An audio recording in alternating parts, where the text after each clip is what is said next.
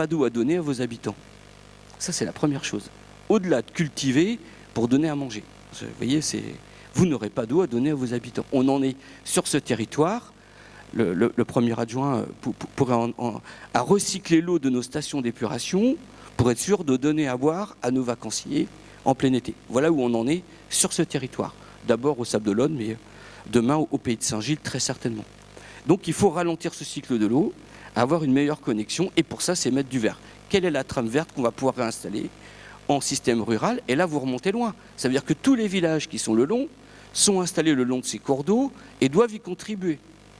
C'est-à-dire stocker de l'eau en amont, si possible en eau verte, pas en eau bleue, donc pas en eau aérienne, si possible en grandes zones humides. Vous imaginez, hein, il va falloir discuter avec des élus, de dire qu'il va falloir reprendre 30 hectares destinés au maïs pour refaire une énorme zone humide qui tamponne l'eau en amont de la ville pour qu'on ait le temps derrière de la gérer dans la relation à la mer. Ça, c'est l'avenir. Et puis dans la ville elle-même, vous avez plein de zones humides. Tous les urbanistes qui sont ici, tous les architectes, tous les aménageurs, ils vont regarder comment ils ont encore un bout de terre constructible sur une terre, parce qu'il y a de l'eau en profondeur. Bah oui, là, au Sable d'Olonne, tous les projets sont touchés par ça.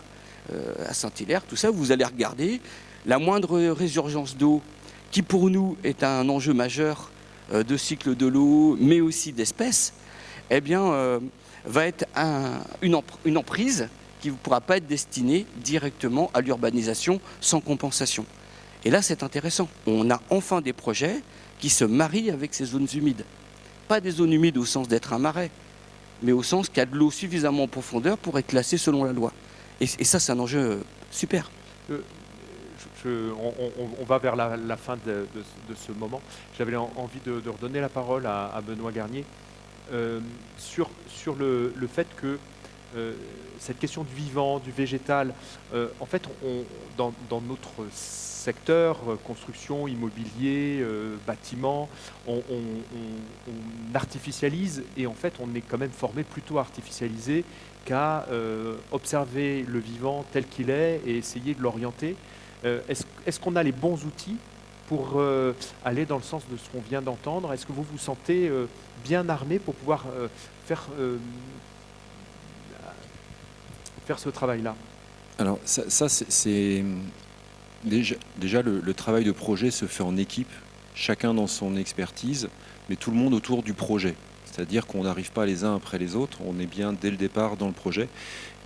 En fait, une fois de plus, on a vécu une période de transition assez douloureuse où l'État a durci la règle de protection des zones humides, de protection de la biodiversité, etc. Et c'est très bien parce que c'était un peu les seuls garants de ces considérations-là, sachant que les élus veulent répondre à leurs citoyens, les opérateurs, aménageurs, promoteurs, bailleurs veulent construire, les architectes veulent construire, les habitants veulent habiter. Donc l'État a joué son rôle un petit peu de censeur assez dur. Mais donc on a vécu une période de transition compliquée, c'est-à-dire qu'on a hérité de projets qui étaient plus faisables. Mais maintenant, le préalable, c'est l'environnement. C'est-à-dire le projet ne se démarre qu'avec un état des lieux environnemental réglementaire. C'est le go-no-go de quelque opération que ce soit. Et un peu comme on a entendu tout à l'heure, on doit le prendre pas comme une contrainte, mais comme un atout, comme un point d'appui. C'est un incontournable. C'est-à-dire... C'est la base. C'est la base. C'est comme...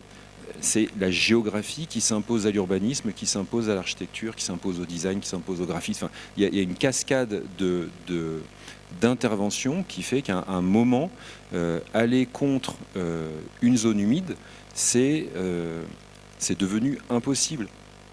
Et ça, il faut prendre un peu de hauteur, voir un petit peu loin pour l'entendre. Et aujourd'hui, c'est la règle, et tant mieux. Merci beaucoup. On va en rester là si vous voulez bien. Si vous voulez bien applaudir nos deux intervenants.